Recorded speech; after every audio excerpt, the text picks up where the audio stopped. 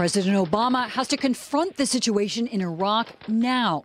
My team is working around the clock to identify how we can provide the most effective assistance to them. I don't rule out anything because we do have a stake in making sure that these jihadists are not getting a permanent foothold in either Iraq or Syria. Vice President Biden called Iraq's prime minister today, telling him the U.S. is prepared to accelerate and intensify support. But the administration also said over and over again, we're not going to be able to be everywhere all the time.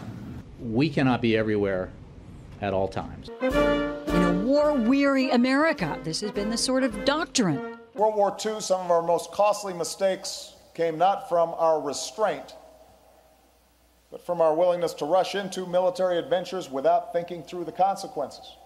Just because we have the best hammer does not mean that every problem is a nail. There's the question, after a decade of war in Iraq, then Afghanistan, has the U.S. overcorrected? Hillary Clinton addressed that today.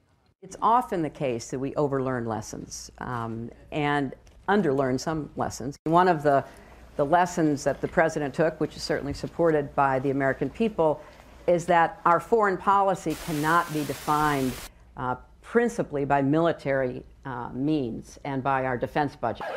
But now that Syria's violence devastates it and the spillover, extremists aiming for Iraq's capital, yes, there is some harsh criticism.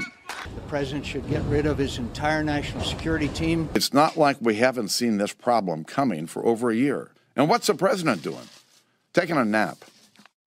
It is almost incredible what we're seeing right now, and to know that some kind of additional American action is now imminent. We do know, though, that among those options that are being discussed, boots on the ground is not one of them.